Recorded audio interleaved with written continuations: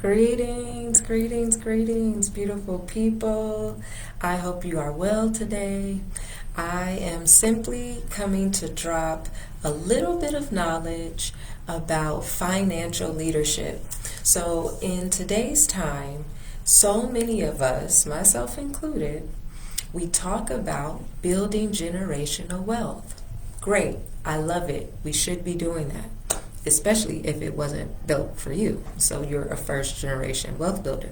Although I will talk more about what it really means to be a first generation wealth builder, because I'm learning and I'm actually a fourth generation wealth builder. So we'll talk more about that.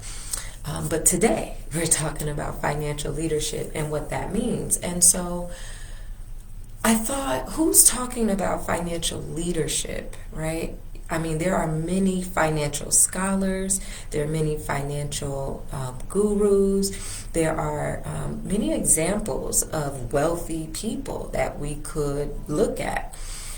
But I wanted to break down my understanding, and based on the people I've studied and my training and the over 500 individual clients that I've worked with in my career, it really comes down to three pillars that I've discovered when it comes to financial leadership. But what is financial leadership? Well, it's the process by which you financially influence others and yourself to maximize efforts towards a common goal.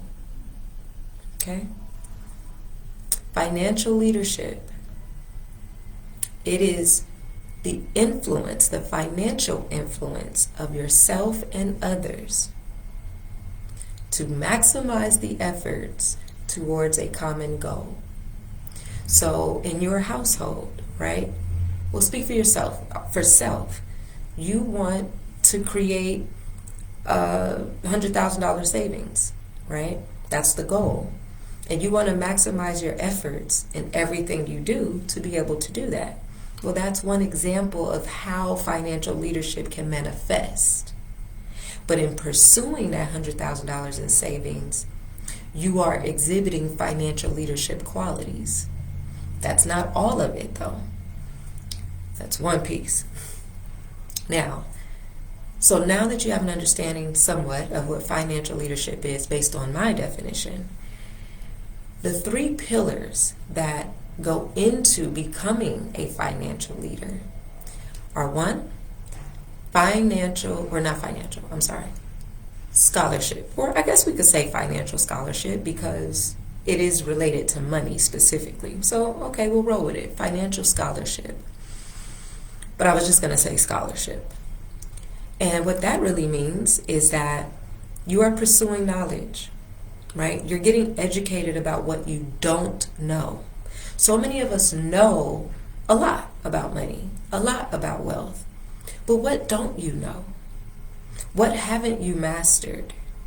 And even in the things that you know, have you mastered them? So the scholarship is your consistent pursuit of knowledge and that which you don't know.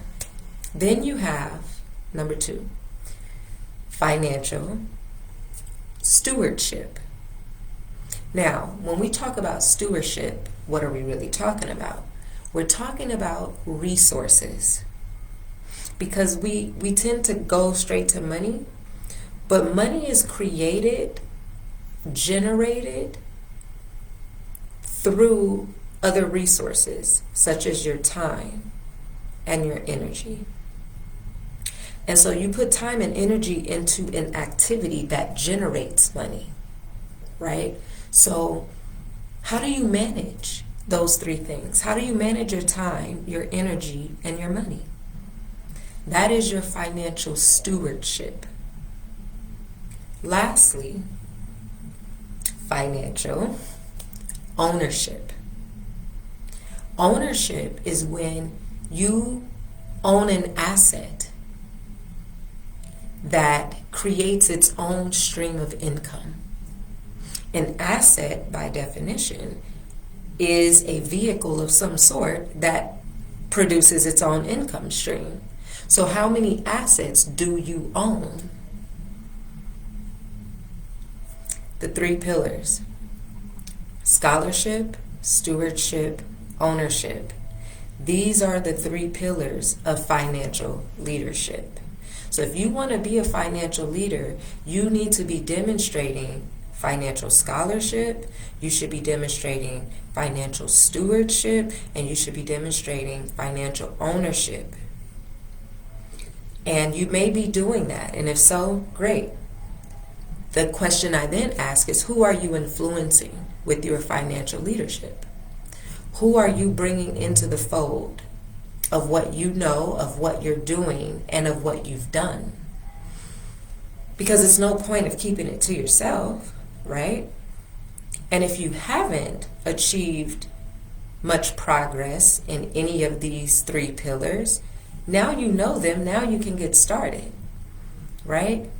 And when it comes to the ownership piece, you may say, well, how do I begin to own things? Well, let's take a step back, and then we talk about the 8 core areas of your financial foundation, where you can begin to assess your mindset, your budget, your savings, your debt, your credit, your income, your protection, and then your written guide. What are you following financially?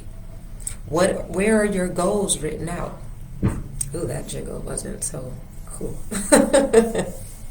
What are you following that's written out, so that you know, okay, I've done that, I've accomplished that, moving on to the next thing in my foundation. And as a part of that, in those 8 core areas I've listed, in the income piece and in the savings piece, that's where you can begin to find ownership. Whole nother video for a whole nother time. But I hope this has been helpful to give you at least something to think about. How you're showing up as a leader, but a financial leader. And are you leading from the front financially? And if not, then here's 3 areas you can check. Your financial scholarship, what you know. Your financial stewardship, what you're doing, how you're managing. And then lastly, your financial ownership. If you've got resources, do you own anything? Or do you just spend? Are you making any investments whatsoever? Do you own anything from that cash flow or cash reserve? So check yourself in any of those 3 areas when it comes to your financial leadership. And remember, lead from the front financially. All right, Dr. Dominique, peace.